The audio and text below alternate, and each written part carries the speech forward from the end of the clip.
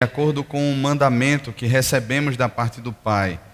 E agora, Senhora, peço-te, não como se escrevesse mandamento novo, senão o que tivemos desde o princípio, que nos amemos uns aos outros. E o amor é este, que andemos segundo os seus mandamentos. Este mandamento, como ouviste desde o princípio, é que andeis nesse amor. Porque muitos enganadores têm saído pelo mundo fora, os quais não confessam Jesus Cristo vindo em carne. Assim é o enganador e o anticristo. Acautelai-vos para não perderdes aquilo que temos realizado com esforço, mas para receberdes completo galardão. Todo aquele que ultrapassa a doutrina de Cristo e nela não permanece, não tem Deus. O que permanece na doutrina, esse tem tanto o Pai como o Filho. Se alguém vem ter convosco e não traz esta doutrina, não o recebais em casa, nem lhe deis as boas-vindas. Porquanto aquele que lhe dá boas-vindas faz-se cúmplices das suas obras más. Ainda tinha muitas coisas que vos escrever, não quis fazê-lo com papel e tinta, pois espero ir ter convosco e conversaremos de viva voz, para que a nossa alegria seja completa. Os filhos da tua irmã eleita te saúdam. Amém. Vamos orar, irmãos? Pai, já temos sido aqui, Senhor, abençoados com os cânticos, com a leitura da tua palavra, com as orações feitas. Temos ouvido a tua voz aqui nesse lugar, Pai. O nosso coração se enche de alegria em saber que muito mais, Pai, do que qualquer um de nós presentes aqui, o Senhor está presente aqui. O Senhor é a razão desse culto, Pai. Nós queremos servir ao Senhor aqui nessa tarde. Por isso, Pai, glorifica o teu nome aqui. Manifesta a tua presença, Pai. Venha ao nosso encontro. Nos abençoa, Pai. O Senhor que é benigno, como nós lemos no Salmo 103, é assaz benigno, que é compassivo, que não nos trata segundo os nossos pecados, nem segundo a nossa estrutura, porque o Senhor sabe que somos pó. Venha ao nosso encontro, Pai, nos abençoe aqui. Nos conduza agora na exposição da tua palavra, quebrante o nosso coração e mova no nosso meio o teu Espírito, que é poderoso para nos convencer do pecado, da justiça, do juízo e nos apresentar o Senhor, Pai.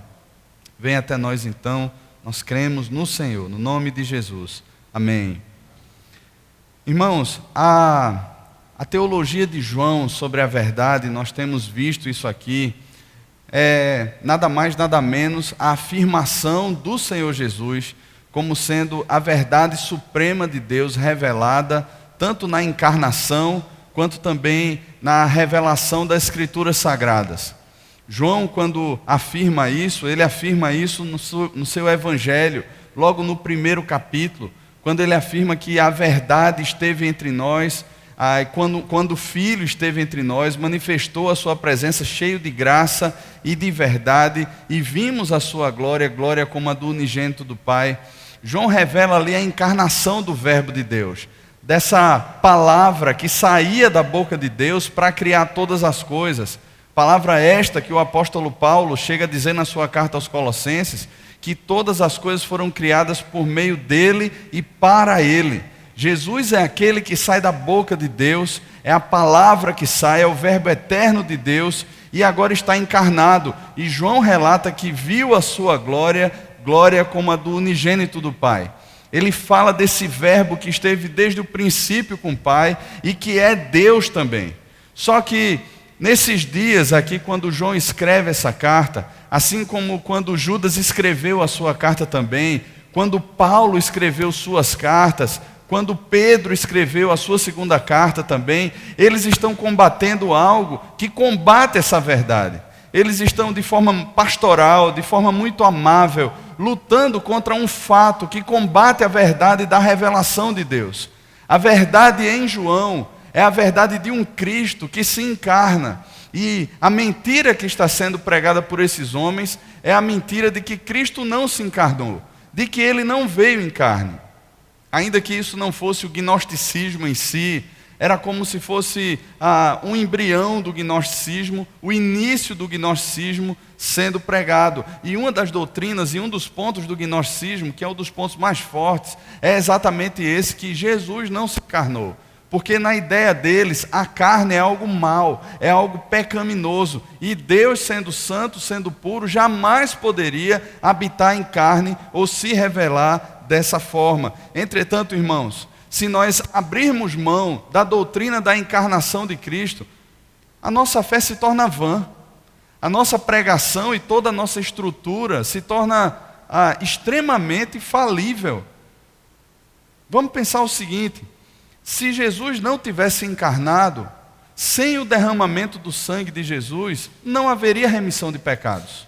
A gente pode voltar um pouco mais, por exemplo, quando Jesus é levado pelo Espírito para ser tentado no deserto, Jesus ele passou ali por um momento de batismo. E João batizava, não João o evangelista, mas João Batista, batizava com água ali, e o propósito desse batismo de João era o batismo para a remissão dos pecados, de arrependimento. E quando Jesus chega diante de João Batista olha para Jesus naquele episódio e diz: Senhor, que é isso? Eu que preciso ser batizado pelo Senhor. E Jesus diz algo a João Batista ali: olha, João, é necessário que se cumpra toda a justiça de Deus. Logo depois ele é levado para o deserto para ser tentado. O Espírito conduz Jesus para o deserto. E durante 40 dias e 40 noites Jesus é tentado ali no deserto. 3 tentações, as que talvez resumam todo o conjunto de tentações, são expostas para nós nos evangelhos sinóticos. E aí, em Hebreus capítulo 4, nós temos uma das razões principais daquelas tentações que Jesus passou.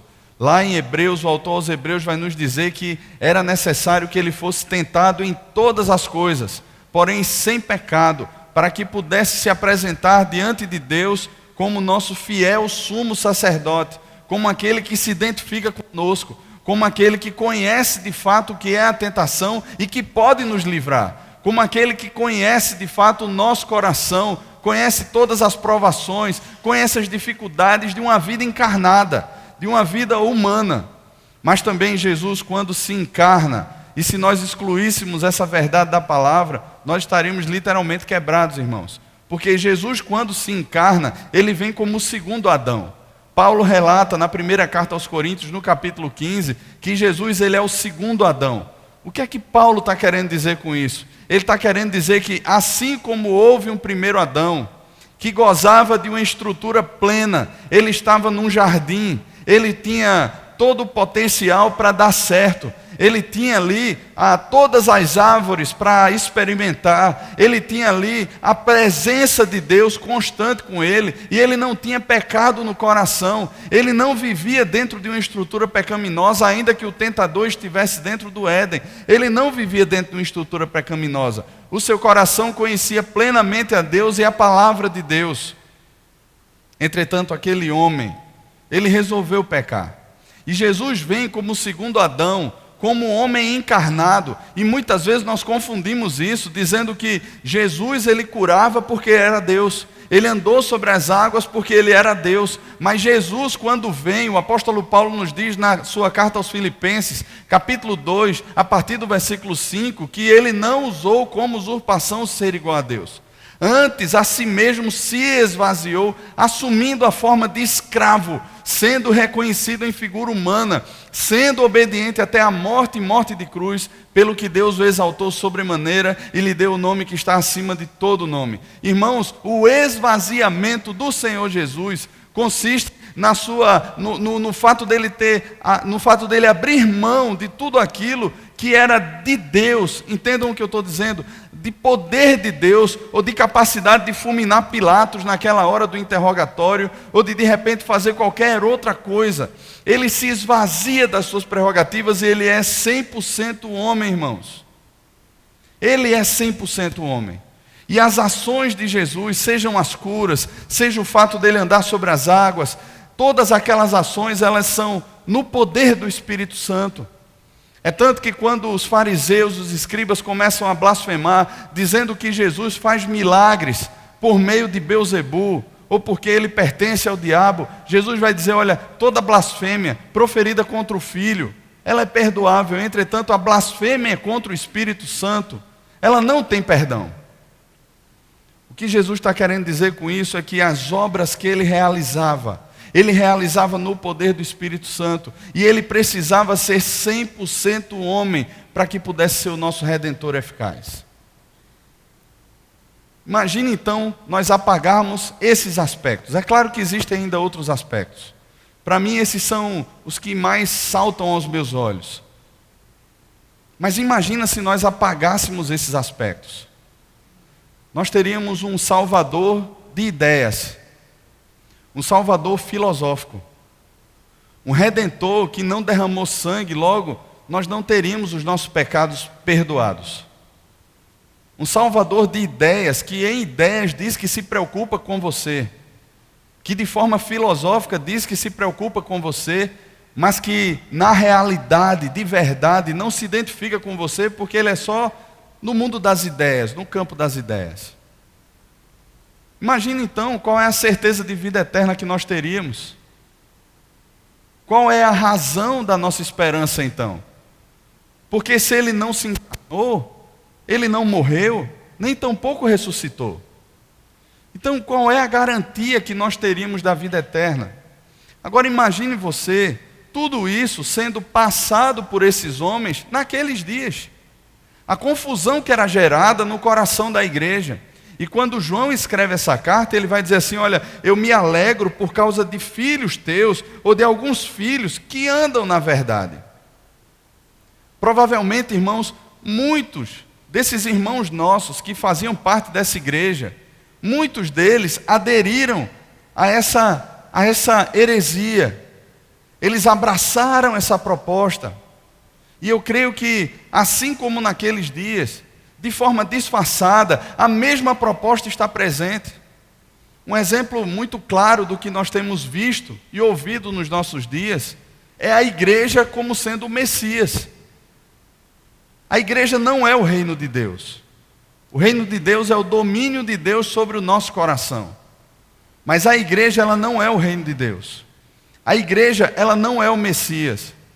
Mas muitas placas e muitas propagandas sobre denominações e sobre igrejas têm sido feitas nos nossos dias, onde a proposta é: nós alcançamos o perdido, nós somos a igreja que ama, nós temos a proposta de mudar algumas realidades aí. Olha, nós temos o culto da bênção, nós temos a oração do poder, nós temos a oração da multiplicação. Venha para cá e aqui você será aceito como você é. Venha para a nossa comunidade, porque nós somos cheios de tecnologia, cheios de possibilidades para você se envolver. Nós somos a igreja daqueles que são desigrejados. Nós somos a igreja daqueles que estão magoados. Nós somos a igreja que de alguma forma se apresenta como uma proposta de redenção, não com a proposta de redenção, porque muito pouco apontam para o Senhor Jesus. Muito pouco compromisso com a palavra de Deus, muito pouco compromisso com o Senhor da igreja, mas na verdade transformam a igreja mesmo como sendo um reino messiânico, ou como uma agência que está envolvida com a salvação das pessoas com um fim nela mesma, e não em apresentar o Senhor Jesus. Irmãos, muitos falsos profetas têm surgido nos nossos dias. E existe na nossa geração, assim como em outras também, uma supervalorização de homens. Pessoas que passam a acreditar no ungido de Deus.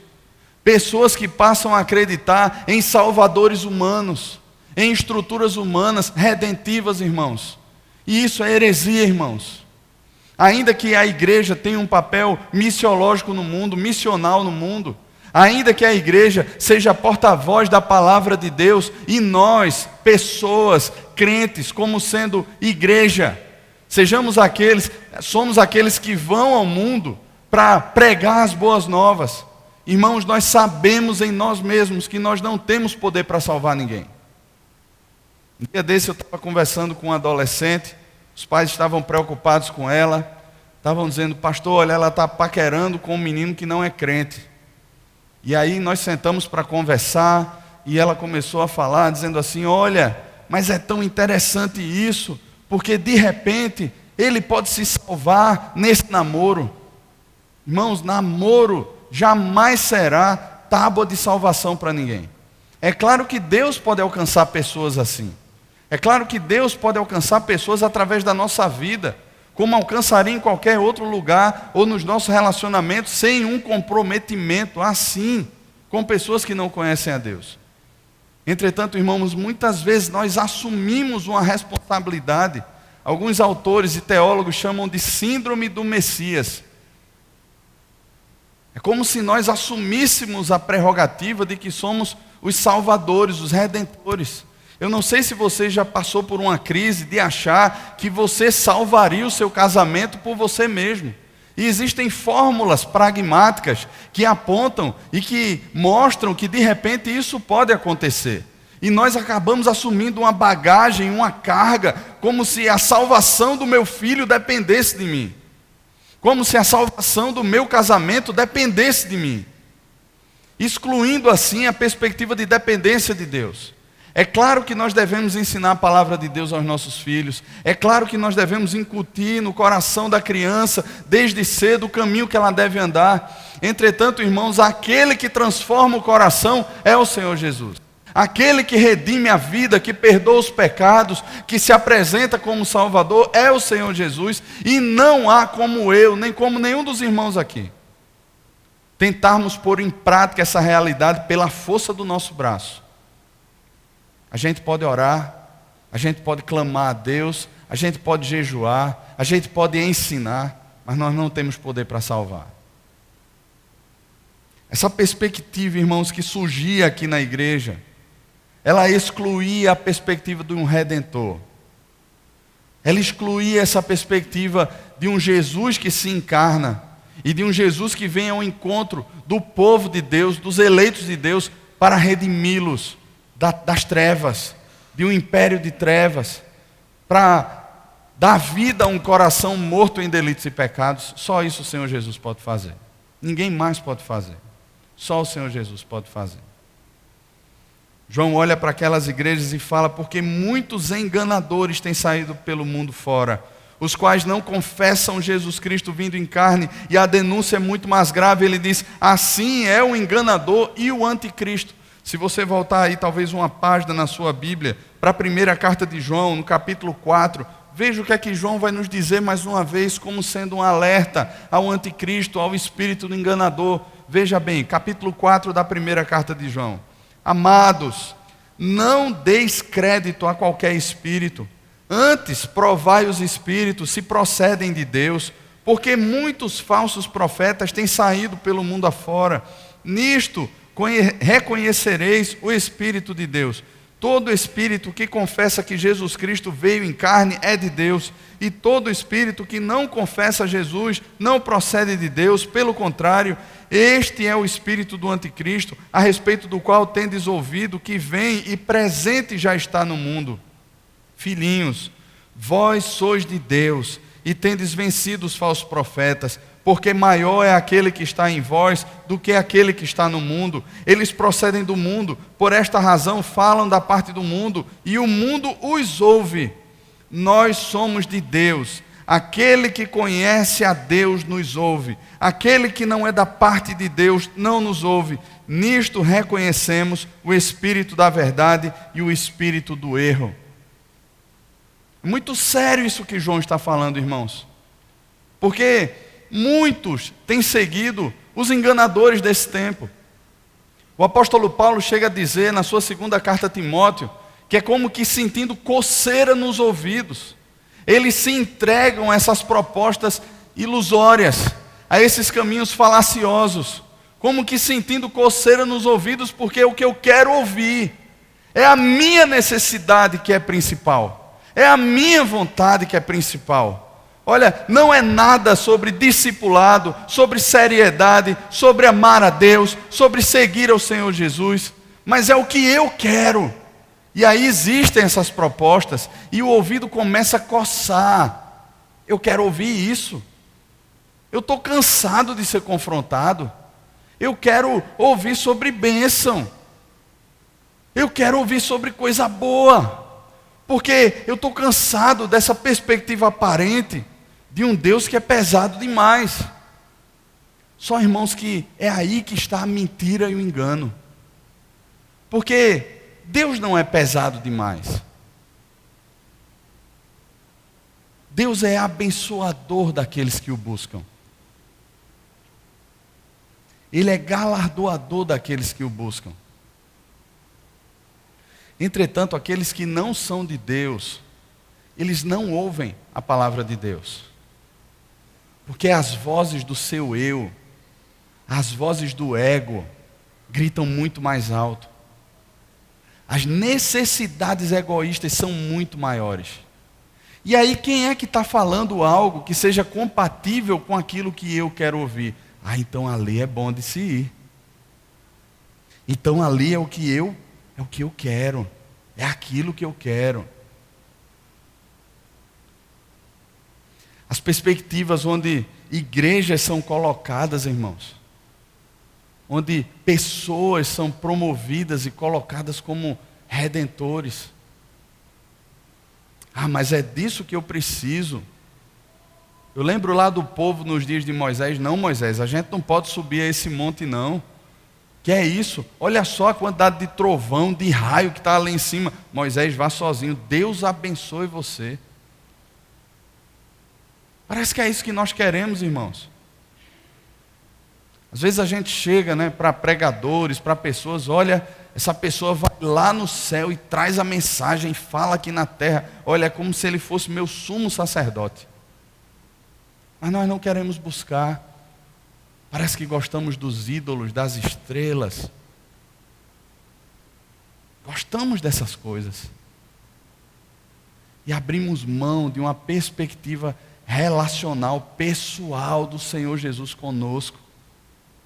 Abrimos mão de um evangelho que transforma o coração, que vence o meu egoísmo, que vence a minha mentira, a minha injustiça, e que apresenta um poderoso Salvador que tem poder para me salvar.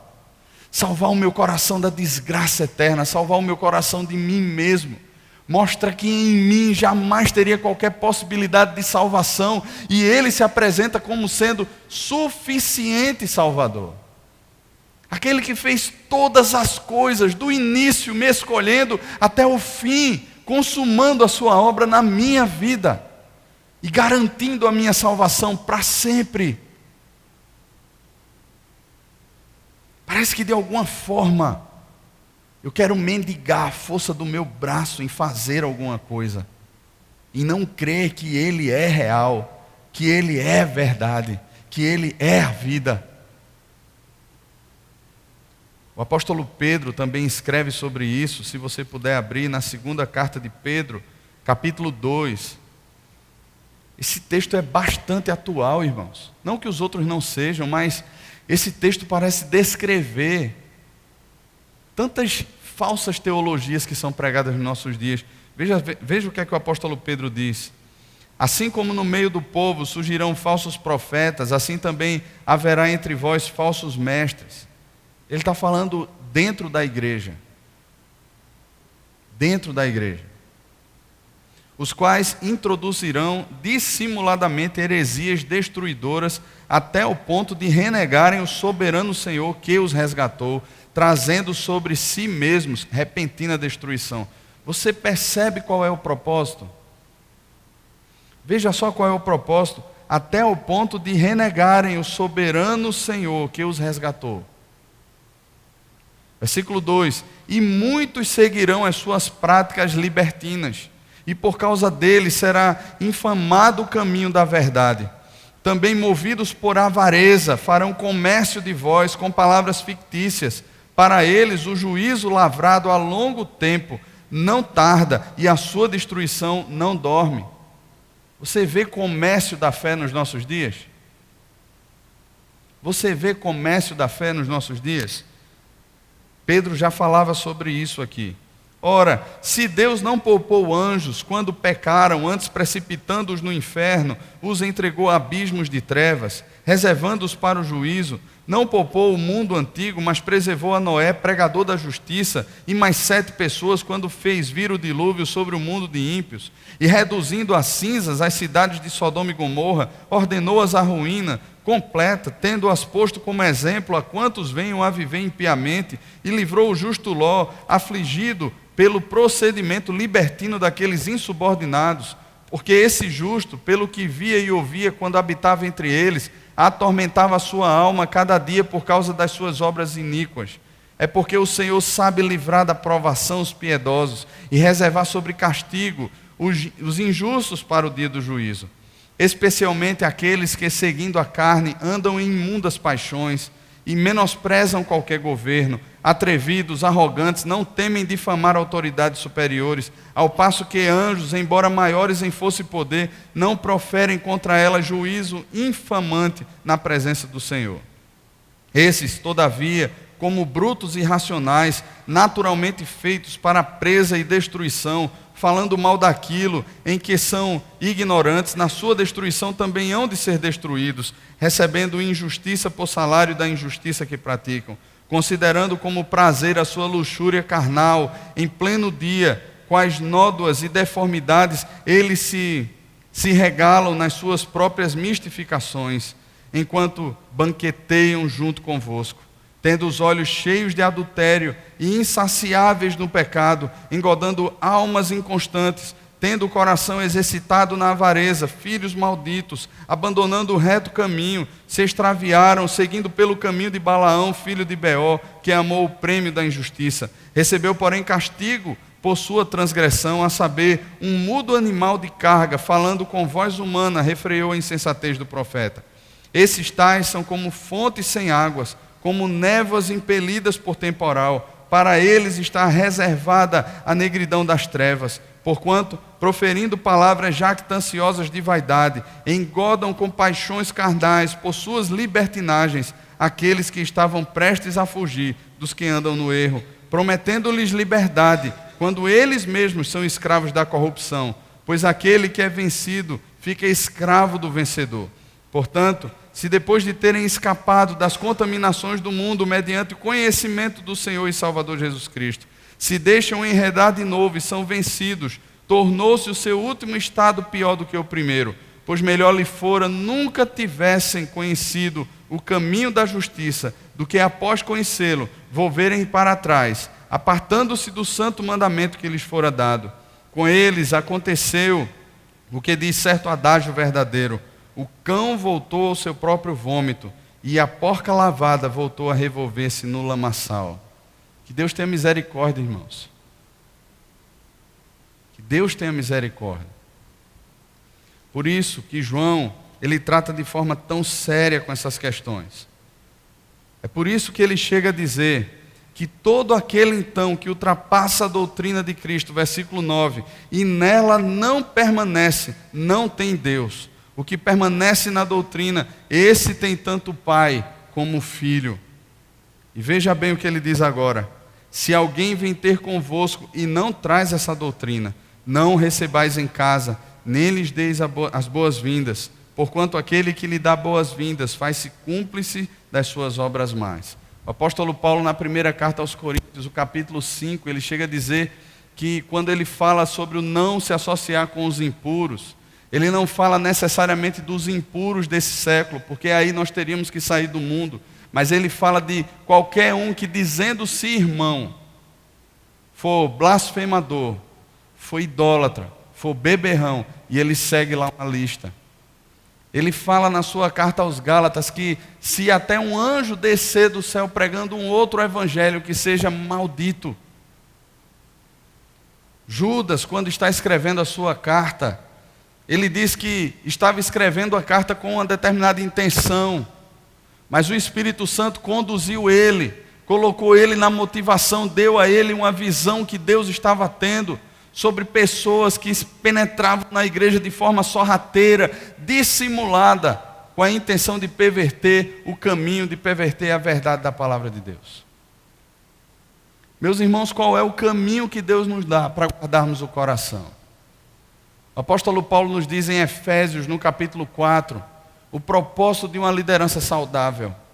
E ele vai dizer que o propósito de uma liderança saudável é ser usada por Deus na igreja, como que o esmeril, ou como o esmeril, que trabalha a pedra, para daquela pedra bruta apresentar a Deus diamantes caríssimos. Esse é o papel de uma liderança bíblica. E nesse sentido, irmãos, todos nós somos chamados a influenciar pessoas, para que não mais sejamos como meninos, levados de um lado para o outro, por todo o vento e doutrina, segundo a artimanha dos homens, a astúcia com que eles induzem ao erro. Precisamos conhecer mais a palavra de Deus. Grupos pequenos devem se reunir para estudar a palavra de Deus, para se debruçar sobre a palavra de Deus. Nós percebemos aqui na semana passada que qualquer tipo de amor que não tenha base no conhecimento do Senhor Jesus, na revelação do Senhor Jesus e da sua palavra, é um amor condicional, é um amor mundano, não é o amor que o Senhor Jesus nos ensinou a amar. Da mesma forma, irmãos, quando ministérios ou grupos pequenos, ou quando igrejas se reúnem, simplesmente com o foco no outro, com o foco redentivo nas pessoas, como se ela fosse a redentora, ela se torna uma devoradora daqueles membros. O grupo pequeno se torna um local onde as pessoas se devoram, onde é muito legal por conta da conversa, do refrigerante, do bolo, do sanduíche, disso e daquilo outro, mas com o tempo eles passam a se devorar, porque ninguém é redentor de ninguém nesse sentido. Nenhum membro se torna redentor do outro, e as pessoas vão começar a colocar esperança no grupo, no líder, nos membros, e vão começar como sanguessuga se aproximando para tirar dali vida, mas não vão obter vida, e com o tempo aquilo ali acaba. Da mesma forma, irmãos, igrejas. Por que há tantos desigrejados nos nossos dias? É maior o número das pessoas que já fizeram parte de igreja e hoje estão fora do que as que estão dentro de igrejas hoje. Porque a perspectiva, irmãos, não era uma perspectiva de satisfação no Senhor Jesus, onde Ele é o Salvador maravilhoso, onde Ele redime a nossa vida. E aí as pessoas sugaram, até o ponto de não poderem mais, e se desgostaram, porque não tinha mais nada para sugar, porque também foram sugadas pelos outros, porque foram arrastadas pelos outros também. A perspectiva era meramente egoísta, onde o Senhor Jesus, como o pastor Sávio pregou hoje aqui pela manhã, é fonte de água viva, e de satisfação, alegria, prazer que não se esgota. Quanto mais a gente conhece, quanto mais a gente busca, mais Ele se revela a nós, mais Ele enche o nosso coração, mais a presença dEle, a graça dEle nos basta, mesmo em meio, muitas vezes, circunstâncias adversas. Como o Beto falou aqui na classe escola dominical, ainda que as circunstâncias não mudem, Ele muda o nosso coração, Ele satisfaz o nosso coração, e passamos a ter deleite e prazer, não em última instância na igreja, ou no grupo, ou no ministério, mas nele. Nele, irmãos. Eu lembro que há uns anos atrás, a gente foi para um grupo pequeno para fazer a multiplicação daquele grupo. Era um grupo pequeno, coloque aí aspas gigantescas, porque tinha, eu acho que 60 e poucos, 70 e poucos adolescentes num grupo pequeno. A sala da casa não cabia mais ninguém, ficava gente na varanda, ficava gente lá namorando na varanda, o povo jogando lá no celular. Você diz assim, meu Deus do céu, o que é isso? E aí durante 6 meses a gente foi trabalhando, preparando liderança, caminhando para uma multiplicação. Só que infelizmente existiam pessoas dentro do grupo que diziam assim, não, isso aqui está bom demais. Dia de sábado a gente faz alguns retiros, algumas saídas, e a gente tem muita gente para jogar bola, para brincar, nós somos muito amigos, nós não podemos multiplicar. E começou um movimento dentro do grupo contra a multiplicação. Irmãos, infelizmente, mais da metade daquele grupo se desviou. Mais da metade daquele grupo se desviou. Na multiplicação ficou um grupo com 5 pessoas e o outro com 8.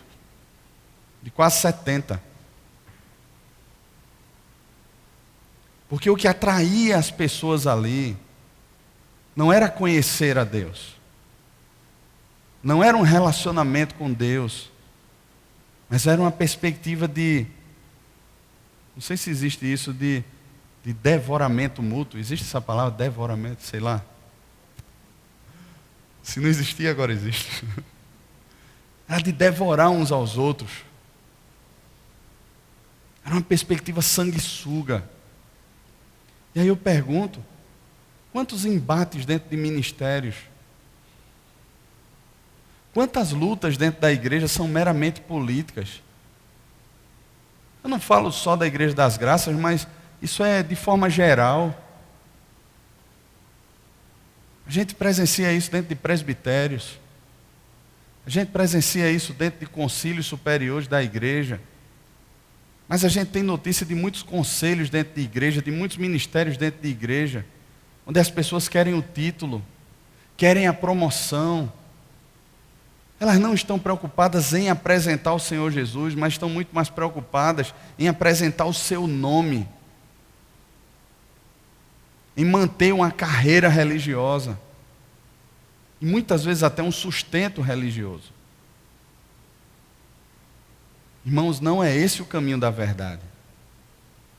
Não é esse o caminho que a palavra de Deus nos traz. E qualquer caminho que se assemelhe a isso, não é o caminho de amar uns aos outros, como João está propondo, com base naquilo que ele aprendeu do Senhor aqui nessa carta. Por isso que ele diz que o amor é segundo o mandamento da palavra de Deus. O amor é segundo o Evangelho e não as minhas interpretações sobre o que é o amor, como ele deve se processar.